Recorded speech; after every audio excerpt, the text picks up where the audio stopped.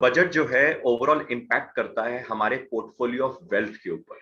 यानी कि जब भी पॉलिसीज ऑफ गवर्नमेंट चेंज होती हैं तो हमारा जो वेल्थ का पोर्टफोलियो है, वेल्थ का पोर्टफोलियो जिसके अंदर हमारे बॉन्ड्स हैं, इक्विटीज हैं, म्यूचुअल फंड्स हैं, क्रिप्टो भी अब तो इनकॉर्पोरेट किया जा रहा है, एंड साथ में रियल एस्टेट भी होता है, जो ओवरऑल पोर्टफोलियो जो हम कभी भी ध्यान नहीं देते।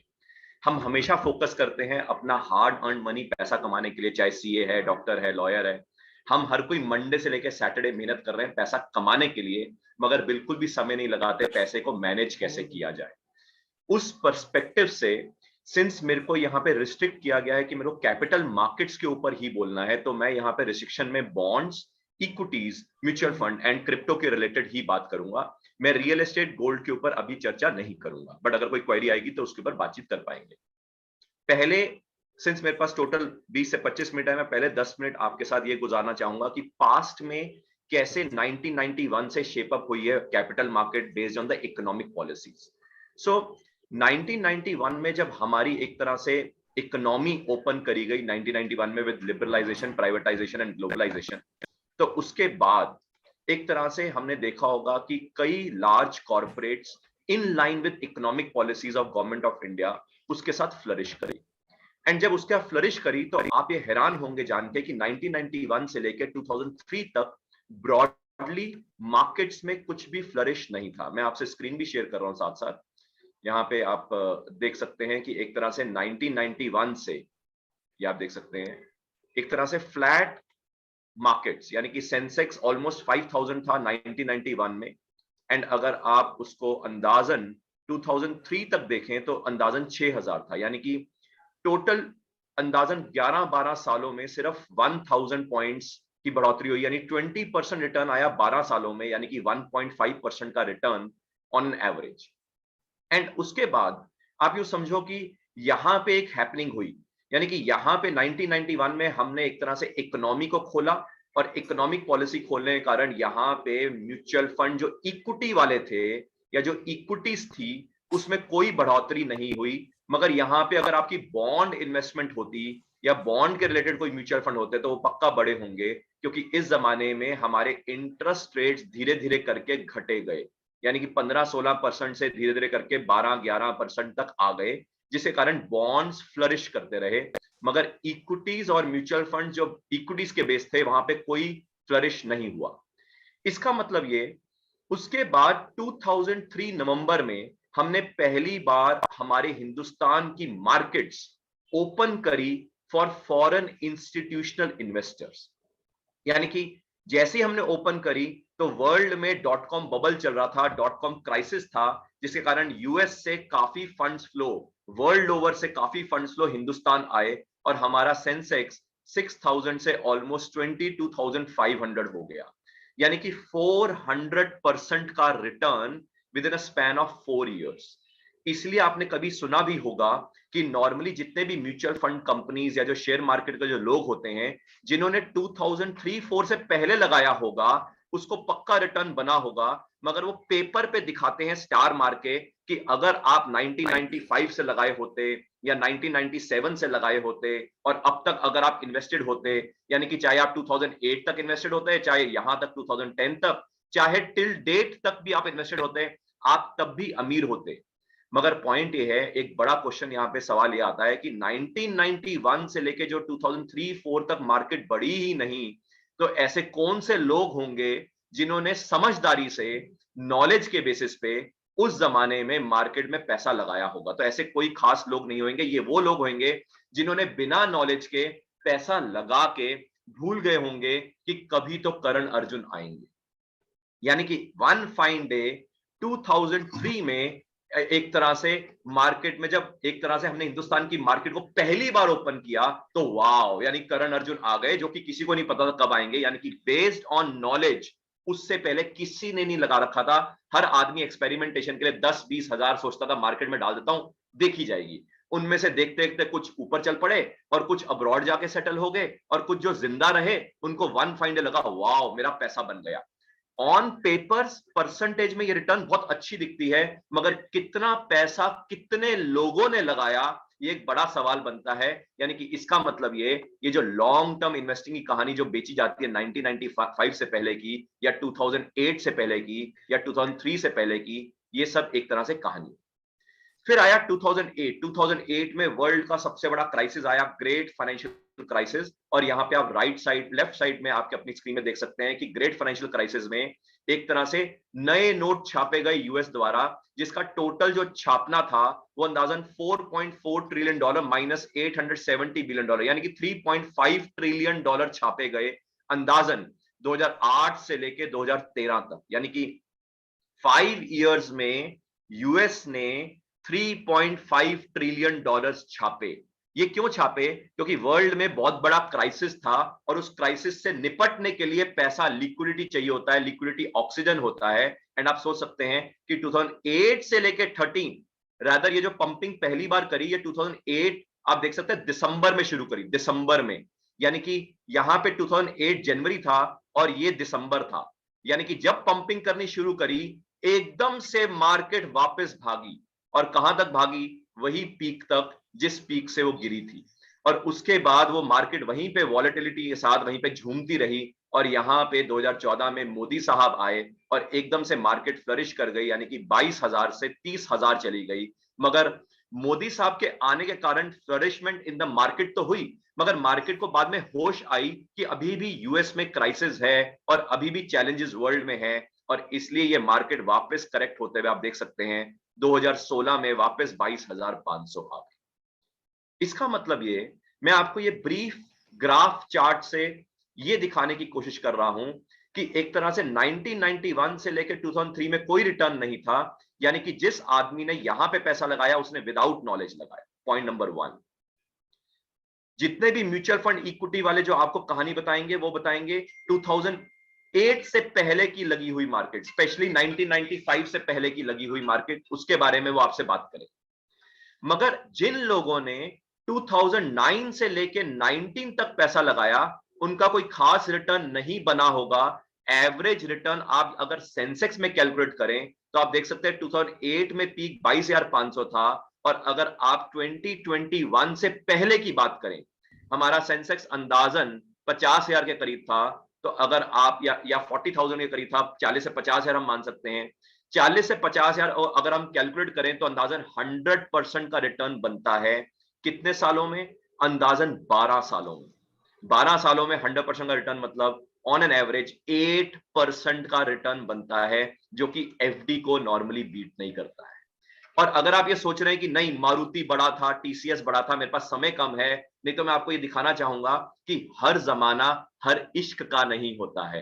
कभी टीसीएस बढ़ता है, कभी टीसीएस को रोका जाता है, कभी टेक महिंद्रा बढ़ता है, कभी टेक महिंद्रा को रोका जाता है। यानी कि लॉन्ग टर्म की कहानी नहीं, राइट टर्म की कहानी होती है, जो कि 2009 से लेके 2019 में ऐसा ही हुआ। लॉन्ग टर्म में नहीं, आपको चर्न करते रहना चाहिए, चाहे वो इक्विटीज हैं, चाहे वो म्यूचुअल फंड्स हैं, चाहे वो बॉन्ड्स हैं। इस क्रक्स के साथ मैं यहाँ पे स्क्रीन को शेयर करना स्टॉप करता हूं। यानी कि मैं जो आपसे जो पहली बातचीत करना चाह रहा था वो ये कि ब्रॉड हैपनिंग 1991 से लेके 2003 से लेके 2008 से लेके कैसे कैसे रही। और अब मैं आपसे शेयर करना चाहता हूं कि 2021 में ऐसा क्या हुआ।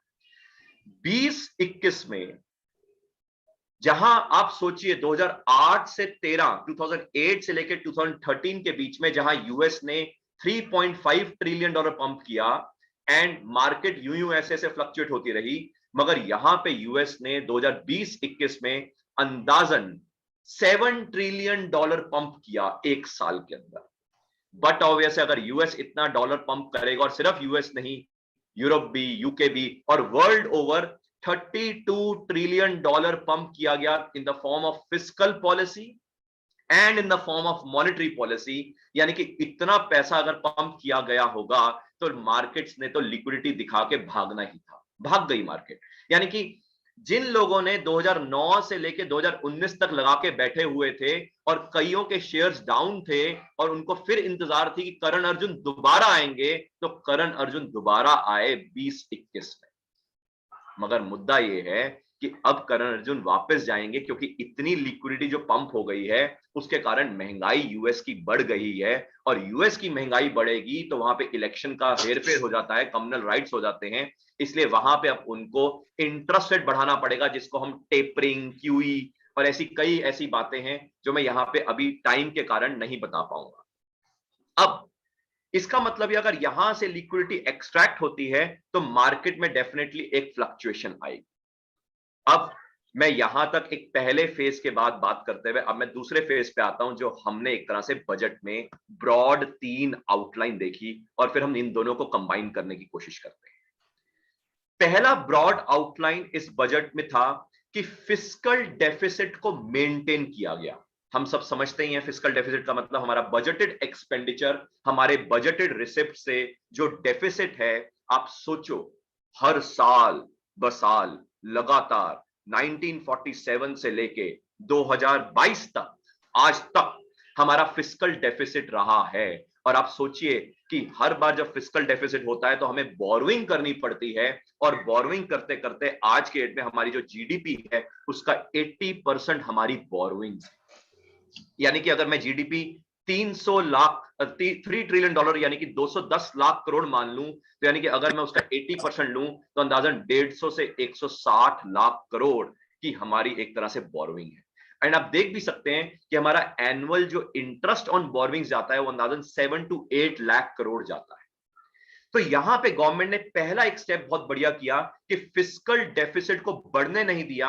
इसके दो कारण हो सकते हैं। पहला, जो पिछले 10 साल से जो स्ट्रक्चरल रिफॉर्म्स चल रहे हैं उसके कारण जो इकोनॉमी एकदम से रिवाइव कर गई, जीएसटी के जो कलेक्शंस आ गए, उसके कारण एक तरह से हमारा फिस्कल डेफिसिट बढ़ नहीं पाया, हमारी बोरोइंग्स एडिशनली और नहीं जा पाई। इसका एक सिग्नल क्या जाएगा?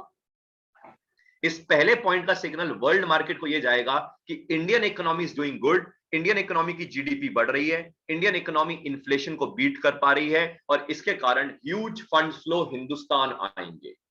यानी कि पहले 2-3 महीने, यानी कि मैं ऐसा समझता हूं कि फरवरी, मार्च, अप्रैल में काफी वॉलेटिलिटी रहेगी, क्योंकि अभी यूएस इंटरेस्ट रेट बढ़ाएगा, टेपरिंग करेगा, क्यूई करेगा, क्योंकि इंटरेस्ट रेट बढ़ाना सिर्फ इंटरेस्ट रेट बढ़ाना नहीं होता, उसमें क्यूई को कम करना यानी कि टेपरिंग करना वो करेगा। एंड टेपरिंग के साथ साथ जब इंटरेस्ट रेट बढ़ाएगा तो मार्केट की वॉलेटिलिटी और बढ़ेगी, जिसके कारण मेरे को लगता है कि अप्रैल तक हमारे हिंदुस्तान में जो ब्रॉड मार्केट्स हैं वो काफी वॉलेटाइल रहेंगी। सेकेंड ब्रॉड पॉइंट, हिंदुस्तान ने कहा कि हम क्रिप्टो, अपनी ओन डिजिटल करेंसी लाएंगे। इनफैक्ट इसके ऊपर मैंने ऑलरेडी 2-3 वीडियोस पिछले 2-3 साल से दे रहा हूं, आप यूट्यूब पे चेक भी कर सकते हैं क्रिप्टो करेंसी के ऊपर। और हिंदुस्तान की अपनी लक्ष्मी के नाम से डिजिटल करेंसी आएगी, लक्ष्मी के नाम से। एंड मैं चाहूंगा कि आप वो वीडियोस यूट्यूब पे जाके अमन चुग सीए चैनल पे जाके आप वहां पे सर्च कर सकते हैं क्रिप्टो करेंसी बाय अमन चुग सीए करके, एंड वहां पे 2-3 वीडियोस हैं, ताकि मेरा यहाँ पे समय मैं उसके ऊपर ना गुजारूं, तो आप उसको देख सकते हैं। इसके कारण क्या होगा? हिंदुस्तान की डिजिटल करेंसी आने के कारण एक बड़ा जो महत्व होगा वो ये कि हिंदुस्तान में अंदाजन 2012-13 का एक डाटा है कि 90 लाख करोड़ का ब्लैक मनी था। ये ब्लैक मनी जो सिस्टम में है, यानी कि सिस्टम के बाहर जाके जो रियल एस्टेट में, गोल्ड में और आजकल क्रिप्टो करेंसीज में भी जो घुस चुका था, कहीं ना कहीं इस पैसे को, या कैश के फॉर्म में, इस पैसे के कारण आरबीआई अपनी मॉनेटरी पॉलिसी को प्रॉपरली यूज नहीं कर पा रहा। सिंस आरबीआई अपनी मॉनेटरी पॉलिसी को प्रॉपरली यूज नहीं कर पा रहा because of the black money which has been sideline in the Indian economy, तो यहां पे अगर ये डिजिटल करेंसी आती है तो उसके कारण मुझे लगता है कि कहीं ना कहीं वो जो ब्लैक मनी साइफनिंग ऑफ था वो कम हो जाएगा। तो यानी कि ये सेकेंड ब्रॉड स्ट्रक्चरल रिफॉर्म है। मैं समझता हूं 2 तरह के रिफॉर्म्स होते हैं, 2 तरह के बजट के चीजें होती हैं। एक होता है ब्रॉड स्ट्रक्चरल स्ट्रेटेजिक रिफॉर्म्स, जो हिंदुस्तान की इकोनॉमी को आने वाले समय में पेश करेगा, यानी कि आने वाले समय में एक ट्रेजेक्टरी देगा। और एक होता है ऑपरेशनल टेक्निकल रिफॉर्म्स। मेरी उम्मीद है हर चार्टर्ड अकाउंटेंट लोगों से, जो मेरे कलीग्स हैं, कि हम हमेशा सिर्फ टैक्स को देखते हैं, हम हमेशा डायरेक्ट टैक्स, इनडायरेक्ट टैक्स में क्या हुआ क्या नहीं हुआ वगैरह वगैरह, वो बहुत इंपॉर्टेंट है, मगर उसके अलावा as a visionary being a chartered accountant हम कभी ये नहीं समझते कि इकोनॉमी की पॉलिसी बिहेवियर कहां जा रहा है, क्योंकि अगर हम इकोनॉमी की पॉलिसी बिहेवियर को ब्रॉड आउटलुक नहीं समझेंगे तो कहीं ना कहीं जो ऑपरेशनल टैक्सेबिलिटी, जो हम जीएसटी या जो डायरेक्ट टैक्स वगैरह इसकी जो बातें करते हैं, तो हम कहीं ना कहीं विजन नहीं शेयर कर पाएंगे हमारे हिंदुस्तान के कॉर्पोरेट्स और एमएसएमईज के साथ। और अगर चार्टर्ड अकाउंटेंट शेयर नहीं कर पाएगा तो मैं समझता हूं कि कौन शेयर कर पाएगा। Third broad agenda of this budget was कि हमने क्रिप्टो करेंसी को रेगुलेट करके टैक्सेबिलिटी के अंदर लाया, यानी कि मैं उम्मीद करता हूं कि इसको रेगुलेट किया जाएगा अप्रैल के आसपास, यानी कि आफ्टर यूपी इलेक्शंस। और इसके बारे में मैंने ऑलरेडी 6 महीने पहले यूट्यूब पे एक वीडियो डाल रखी है कि यूट्यूब पे मैंने ये जिक्र किया था कि 6 महीने के बाद अंदाजन ये उसको मैनेज करके रेगुलेट कर देंगे। मैं चाहूंगा कि आप उसको देख सकते हैं। अब मैं जो आखिरी फेज पे इसको जो कनेक्शन करना चाहता हूं, कनेक्शन ये है कि जो इंडस्ट्री 1991 में खोली गई थी, लार्ज कॉर्पोरेट्स, आप सोचिए जो लार्ज कॉर्पोरेट्स थे उस जमाने में उनका जो टोटल कॉर्पोरेट प्रॉफिट का जो कंट्रीब्यूशन था वो सिर्फ 15% था, यानी कि हिंदुस्तान में जितने भी कॉर्पोरेट प्रॉफिट्स हुआ उसका 15% of the total corporate profits was contributed bye 15 type of large corporates, यानी 15 लार्ज कॉर्पोरेट्स, यानी 15% of the total corporate profits of Indian economy was contributed by 15 large corporates. 2014 के आसपास 30 से 40% of the total corporate profits. So ideally इसका मतलब ये कि जो सेकंड ब्रॉड पॉइंट जो मैं कहने की कोशिश कर रहा हूं यहाँ पे कि 1991 में जो लार्ज कॉर्पोरेट का कंट्रीब्यूशन था इन द ओवरऑल प्रॉफिट्स, 2014 के आसपास यही लार्ज कॉर्पोरेट्स का जो कंट्रीब्यूशन था वो अंदाजन 40 से 50% था। एंड आज के डेट में जितने भी हिंदुस्तान के कॉर्पोरेट प्रॉफिट्स होते हैं उसका 80% कॉर्पोरेट प्रॉफिट्स का जो कंट्रीब्यूशन है टॉप 20-25 कंपनीज कर रही हैं। इसका मतलब ये large cap companies MNC conglomerates बनेंगी, यानी कि large cap companies MNC conglomerates बनेंगी। एंड इसका मतलब यह है कि उसके आसपास ही हमें अपना पोर्टफोलियो बिल्ड करना चाहिए। उसके आसपास जो स्मॉल कैप मिड कैप है जो सप्लाई चेन में आएंगे उनके आसपास हम एक्सपोजर ले सकते हैं। तो यहां पे 5 ब्रॉड पॉइंट्स बनते हैं। पहला, सिंस इंटरेस्ट रेट्स यहां से बढ़ते हुए दिखते हैं तो हमें बॉन्ड से दूर रहना है, हमें डेट फंड से दूर रहना है, हमें बैलेंस्ड फंड से दूर रहना है, हमें हाइब्रिड फंड से दूर रहना है, क्योंकि यहां से इंटरेस्ट रेट्स बढ़ेंगे, लिक्विडिटी को कम किया जाएगा, तो इसलिए हमें बॉन्ड से दूर रहना। Point number 1। Point number 2, since ये जो टॉप लार्ज कॉर्पोरेट्स हैं ये फाइनेंशियल कॉन्ग्लोमरेट्स बन जाएंगे, हिंदुस्तान के एमएनसी कॉन्ग्लोमरेट्स बन जाएंगे, क्योंकि हमें ऐसे एमएनसी कॉन्ग्लोमरेट्स चाहिए, क्योंकि अगर कोई भी देश को अगर मल्टीप्लायर ग्रोथ चाहिए तो उसके अपने एमएनसीज होनी चाहिए। ये यूएस के साथ भी हुआ, ये जापान के साथ भी हुआ, ये चाइना ने भी किया और अब हिंदुस्तान को भी करना पड़ेगा। यानी कि हमें भी ये जो टॉप 20-25 कंपनीज हैं उनको एक एमएनसी कॉन्ग्लोमरेट्स का शक्ल देनी पड़ेगी। एंड मुझे लगता है कि हमारा पोर्टफोलियो उन लार्ज 20-25 लार्ज कैप्स के पास हो, मगर लॉन्ग टर्म ना हो, उसको हम चर्न करते रहें, कभी एशियन पेंट्स में हो, कभी रिलायंस में हो, कभी एलएनटी में हो, कभी नेस्ले में हो, यानी कि हम चर्न करते रहें, ये बहुत इंपॉर्टेंट है। थर्ड ब्रॉड पॉइंट, जो स्मॉल कैप्स हैं उनमें काफी डिसरप्शन दिखेगी, मिड कैप्स में काफी डिसरप्शन दिखेगी, क्योंकि कई इंडस्ट्रीज जो 1991 में खुली गई थी वो यहां पे डिसरप्ट होंगी, क्योंकि कई इंडस्ट्रीज यहां से आपको दिखेंगी प्रॉब्लमेटिक में आते हुए, क्योंकि हिंदुस्तान की ट्रेजेक्टरी चेंज हो रही है। यानी कि अगर आपकी investment small cap mid cap की तरफ है तो काइंडली आप उसके ऊपर नॉलेज लेके वापस एक्सप्लोर करो कि क्या आप सही खड़े हैं या नहीं खड़े। फोर्थ ब्रॉड पॉइंट, आईपीओस जो हैं उनसे दूर रहिए, क्योंकि एट प्रेजेंट जितने भी आईपीओस आ रहे हैं पर्टिकुलरली उसमें प्रोमोटर अपनी वेल्थ को बेच रहा है, प्रोमोटर अपनी वेल्थ को लिक्विडेट करके बाहर निकल रहा है। अनलेस एंड अनटिल आपको लगता है कि कोई ऐसा आईपीओ आ रहा है जिसमें प्रोमोटर ऑलरेडी एस्टेब्लिश्ड है, यानी कि अगर प्रोमोटर ऑलरेडी एस्टेब्लिश्ड है तो आप उस आईपीओ में लगा सकते हैं, मगर अगर प्रोमोटर एस्टेब्लिश्ड नहीं है, जो जुम्मा जुम्मा पहली बार मैनेजमेंट को हम देख रहे हैं और एकदम से वो बड़ा कॉन्ग्लोमरेट बनने की कोशिश कर रहा है, तो कहीं ना कहीं हमें उसमें नुकसान हो सकता है। फिफ्थ ब्रॉड पॉइंट है, जितने भी म्यूचुअल फंड हैं जो स्मॉल कैप और मिड कैप वाले हैं उसके ऊपर काइंडली लिक्विडेट करने की कोशिश कीजिए। जितने भी म्यूचुअल फंड हैं, जो बॉन्ड्स वाले हैं, डेट फंड वाले हैं, उसके ऊपर लिक्विडेट करने की कोशिश कीजिए। जितने भी म्यूचुअल फंड लार्ज कैप वाले हैं, उनको चर्न करना सीखिए, क्योंकि कभी एचडीएफसी टॉप 200 जिसका नाम आज एचडीएफसी 100 है, उसका जमाना था, और कभी मोतीलाल ओसवाल का 35 का जमाना था, फिर कभी मिराए एसेट का जमाना था, और ऐसे जमाना चेंज होते रहता है म्यूचुअल फंड्स के अंदर भी। इसका मतलब ये हमें एक तरह से चर्न करते रहना चाहिए, ये बहुत इंपॉर्टेंट है। इसी के साथ मुझे लगता है कि मेरे पास अंदाजन 5 मिनट और रहते हैं।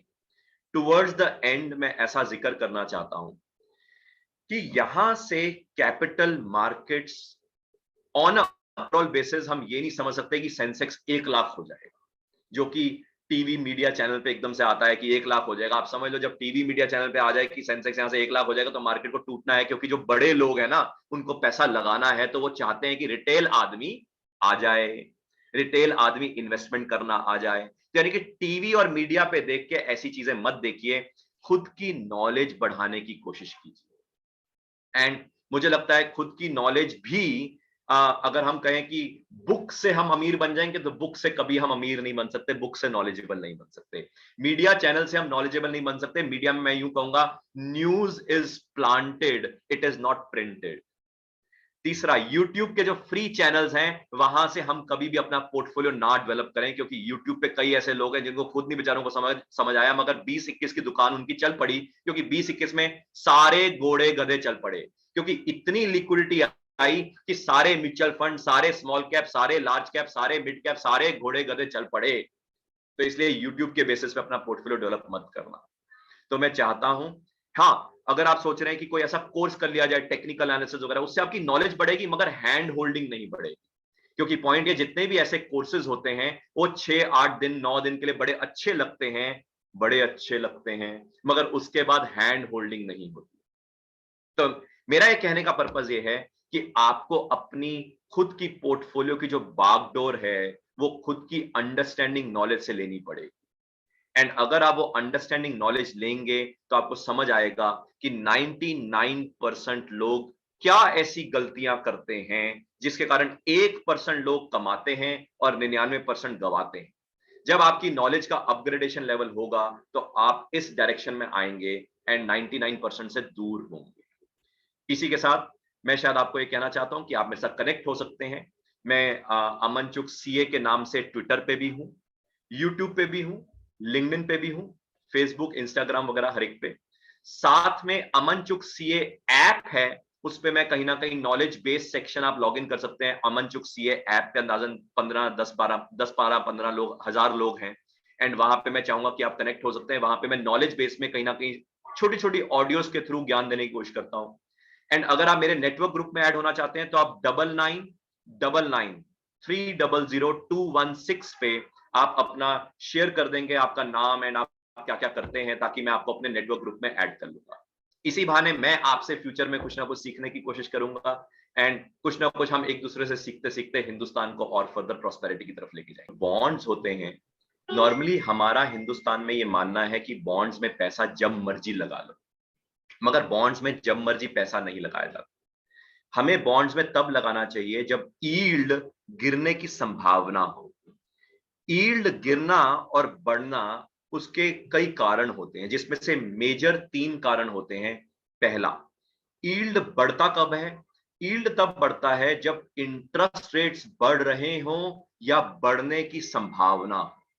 यानी कि when the interest rates are rising or there is an expectation of interest rates rising, यानी कि तब यील्ड बढ़ते हैं। बट ऑब्वियस है, जब यील्ड बढ़ते हैं तो बॉन्ड की वैल्यू टूटेगी, तो हमें ऐसी टाइम पे बॉन्ड्स में नहीं लगाना चाहिए, और अगर हैं तो बेच के निकल जाना चाहिए। जैसे कि इस टाइम पे इंटरेस्ट रेट्स बढ़ने की संभावना बढ़ रही है।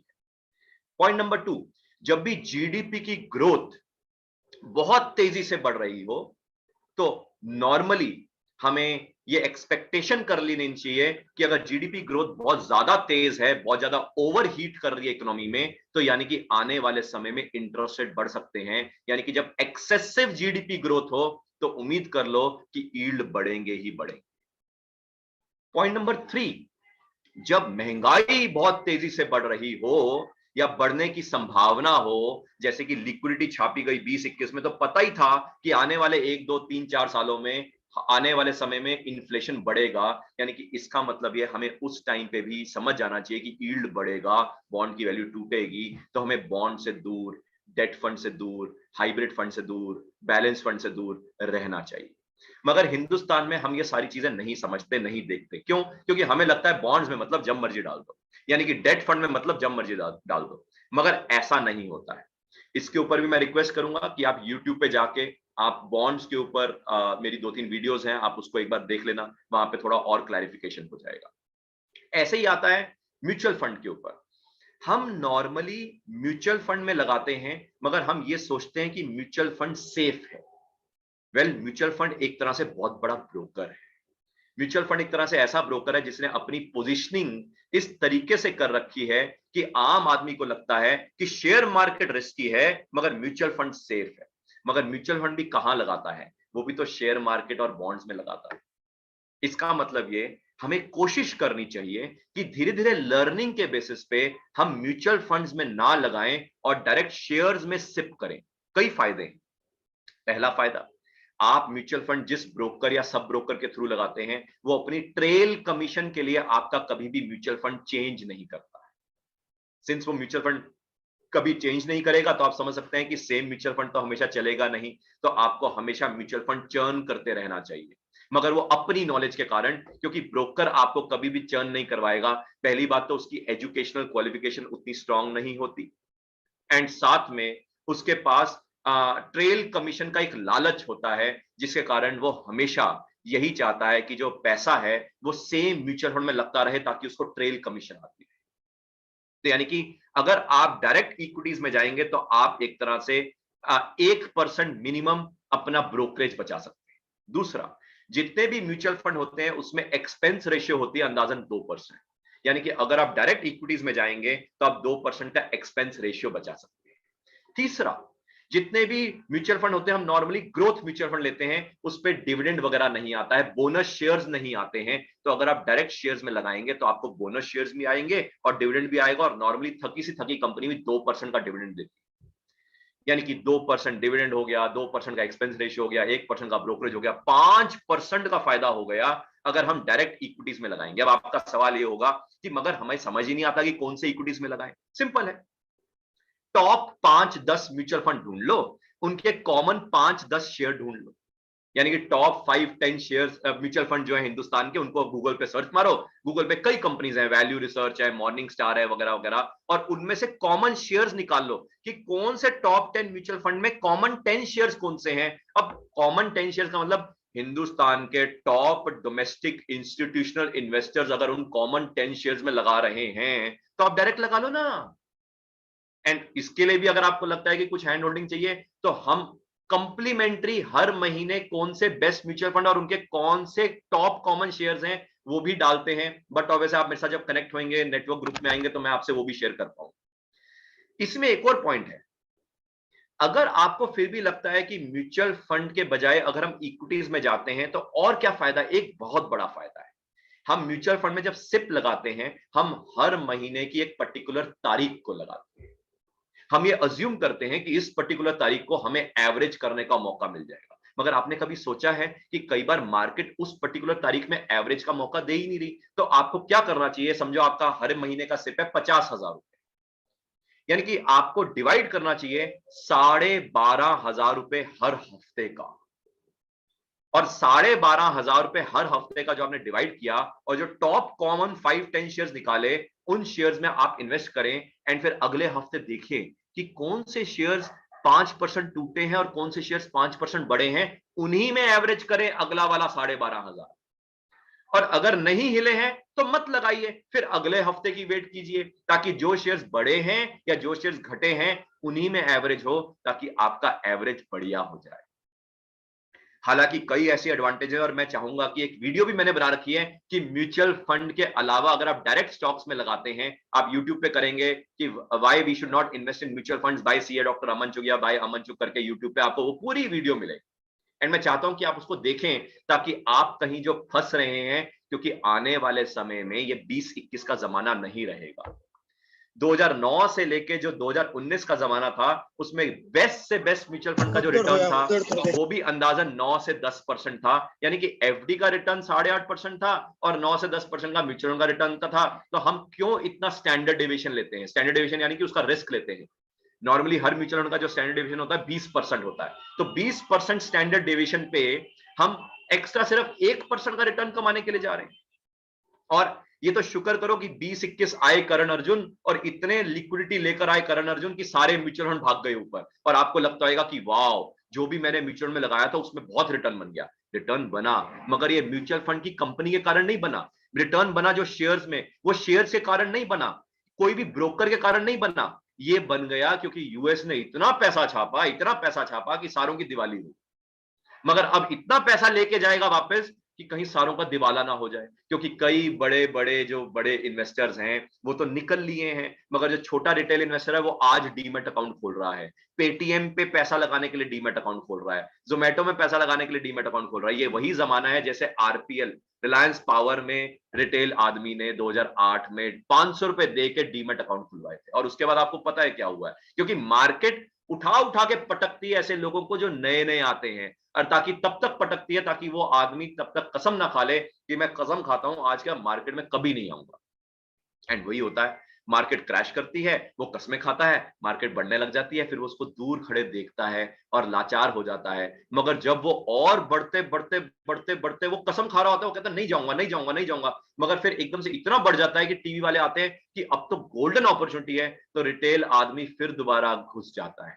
जैसे ही वो दोबारा घुस जाता है, मार्केट दोबारा घुस जाती है।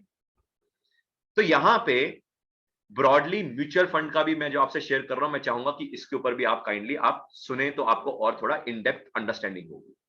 यहां पे एक तीसरा पॉइंट आता है, हम ये सोचते हैं गोल्ड में लगा लेते हैं। अब गोल्ड में कब लगाएं? नॉर्मली गोल्ड में लगाने से पहले आपको ये समझना चाहिए कि आपका जो ओवरऑल पोर्टफोलियो ऑफ वेल्थ है, एंड मैं चाहूंगा कि अगर आप इसके ऊपर में भी कनेक्ट होना चाहते हैं तो आप YouTube पे आप सर्च कर सकते हैं पोर्टफोलियो एजुकेशन के नाम से बाय अमन चुग, यानी कि पोर्टफोलियो एजुकेशन बाय अमन चुग। वहां पे ये और भी कई और चीजें हैं, बट ऑब्वियसली आप कनेक्ट होंगे तो थोड़ा और हम वार्तालाप करेंगे। मगर ब्रॉड पॉइंट दे रहा हूं, गोल्ड में तब लगाना चाहिए जब आपको ये पता हो कि आपके पोर्टफोलियो का जो रिस्क है वो किस कारण है। अगर आपके पोर्टफोलियो का रिस्क इन्फ्लेशन बढ़ने के कारण है तो gold as a hedge against inflation आता है। और अगर आपका पोर्टफोलियो का जो रिस्क है वो because of the overall market crash है, यानी कि मार्केट में अगर क्रैश दिख रहा है और मार्केट क्रैश हो रही है, तो जब हम पोर्टफोलियो के रिस्क को मैनेज करते हैं तो वहां पे गोल्ड आता है। यानी कि गोल्ड दो कारण से आता है, पहला जब महंगाई बढ़ने की संभावना हो और दूसरा जब क्रैश होने की संभावना हो। तो डिपेंड करता है कि आप गोल्ड को क्यों ला रहे हो, पोर्टफोलियो के इन्फ्लेशन हेज के कारण या पोर्टफोलियो को एक तरह से बीटा हेज के कारण। बीटा हेज मतलब जब मार्केट क्रैश करेगी तो आपका पोर्टफोलियो बीटा अगर पॉजिटिव है तो पोर्टफोलियो भी टूटेगा। इतनी टेक्निकल अंडरस्टैंडिंग से अगर हम गोल्ड में पैसा नहीं लगाते हैं ना, तो हम एक्चुअली में गलती क्या कर रहे हैं? हम में से कई लोगों ने रिसेंट टाइम्स में सॉवरेन गोल्ड बॉन्ड में लगाया होगा, 8-8 साल के लिए लगाया हुआ है। मुझे लगता है कि 8-8 साल के लिए, या ये जो लॉन्ग टर्म की कहानी है, उससे हमें प्लीज थोड़ा साइडलाइन होना चाहिए, क्योंकि आज के एंड में हर एसेट क्लास का जमाना चेंज होता रहेगा। जैसे वो डायलॉग है ना, हर इश्क का एक वक्त होता है, ऐसे ही हर एसेट क्लास का भी एक वक्त होता है।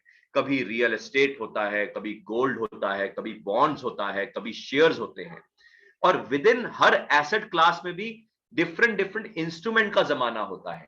एक जमाना पहले रियल एस्टेट में रेजिडेंशियल फ्लैट्स चलते थे, आज स्टूडियो अपार्टमेंट चलते हैं। पहले कमर्शियल मॉल की प्रॉपर्टी चलती थी, आज रेजिडेंशियल प्लॉट्स चलते हैं, आज इंडस्ट्रियल प्लॉट्स चलते हैं, आज एक तरह से वेयर हाउसेस के प्लॉट्स चलते हैं।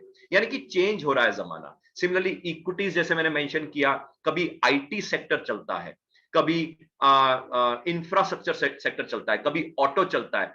ऑटो में भी आप देखिए, बजाज ऑटो पिछले 2 साल से 1.5 साल से नहीं चला है, यानी कि इसका मतलब ये महिंद्रा एंड महिंद्रा चला है, मारुति अब जाके चलना शुरू हुआ है। इन्फोसिस 2016 से लेके 2019 तक नहीं चला था, यानी कि इसका मतलब ये हर वक्त आपका सेक्टर भी चेंज होना चाहिए और हर वक्त सेक्टर के अंदर जो शेयर है वो भी चेंज होना चाहिए, यानी कि आपको चर्न करते रहना चाहिए। इसका मतलब ये कि ओवरऑल जब हम पोर्टफोलियो की बात कर रहे हैं तो वहां पे गोल्ड, इक्विटीज, म्यूचुअल फंड और आज के डेट में जो हम क्रिप्टो की भी समझ ले रहे हैं, तो एक तरह से ये सारे चर्न होने चाहिए। मेरी लिमिटेड अंडरस्टैंडिंग ये कहती है कि हमें वेट करना चाहिए हिंदुस्तान की अपनी क्रिप्टो रेगुलेटेड जो करेंसी आ रही है। एंड अगर हम ऑलरेडी पार्क्ड हैं अदर देन हमारे जो रेगुलेटेड, क्योंकि अभी तो है ही नहीं, तो आई एम अज्यूमिंग कि आप बिटकॉइन में होंगे, इथेरियम में होंगे, रिपल में होंगे, तो मैं आपको ये इनडायरेक्ट भाषा में कहना चाहता हूं कि उसमें वॉलेटिलिटी काफी बढ़ेगी। एंड मैं उम्मीद करता हूं कि आने वाले समय में हर इकोनॉमी अपनी अपनी ई करेंसी लेकर आएगी। तो मैं चाहूंगा कि अगर आपके पास कहीं ना कहीं ऐसे पार्किंग ऑफ फंड्स हैं क्रिप्टोज में, उसको आप लिक्विडेट करके एटलीस्ट वापस हिंदुस्तान की इकोनॉमी की मार्केट्स में लगाना शुरू कीजिए, क्योंकि अदरवाइज आपका वो जो वॉलेटिलिटी है वो इतनी बढ़ जाएगी कि वन फाइंड है आपका उसमें भी मार्क टू मार्केट लॉसेस होने की संभावना हो सकती है। आई थिंक, मुझे लगता है कि मेरे को जो दिए गए थे 10 से 12 मिनट और फर्दर, मैंने उसको भी कंप्लीट कर लिया है। अगर फिर और हुक्म होता है और फर्दर चलाने का तो मैं और फर्दर बातें कर सकता हूँ। अदरवाइज आप मेरे से कनेक्ट हो सकते हैं अमन चुग CA, AMANCHUGH CA, ट्विटर पे, यूट्यूब पे, लिंक्डइन पे, फेसबुक पे, इंस्टाग्राम पे। एंड साथ में आप अमन चुग CA ऐप को डाउनलोड कर सकते हैं। जब आप ऐप को डाउनलोड करेंगे वहां पे एक इंडस्ट्री प्रोफेशनल्स का आइकन है, वहां पे आप आइकन में जा सकते हैं। अंदाजन जैसे मैंने बताया 12 से 15 हजार इंडस्ट्री के लोग जुड़े हुए हैं। वहां पे कई सेक्शंस हैं, जैसे कि नॉलेज बेस का सेक्शन है जहां पे मैं ब्रीफ ऑडियोज या छोटी छोटी ऑडियोज में मार्केट इकोनॉमी के बारे में बातचीत करता हूँ। प्लस एक जॉब्स का सेक्शन है, आप में से कई लोग ऐसे होंगे जो जॉब्स ढूंढ रहे होंगे, तो हमारे वास्ट नेटवर्क में कई लोग जॉब्स प्लेस करते हैं। कई MNC कंपनीज, कई लार्ज कॉर्पोरेट्स के CFO CXOs हमारे नेटवर्क में हैं, तो आपके लिए हो सकता है जॉब्स का फायदा हो जाए, वगैरह वगैरह। एंड साथ में आप मेरे नेटवर्क ग्रुप में भी ऐड हो सकते हैं, जिसके लिए आप 9999300216 पे आप अपनी डिटेल्स भेज देंगे, आपका नाम, आप ऑर्गेनाइजेशन आपकी क्या है, आपका क्या उसमें डेजिग्नेशन है, कौन सी लोकेशन में है। एंड इसी बहाने मैं आपको रेलेवेंट नेटवर्क ग्रुप में इंट्रोड्यूस भी कर दूंगा, ऐड भी कर दूंगा। Thank you very much. Well on time. नमस्कार है। जय हिंद।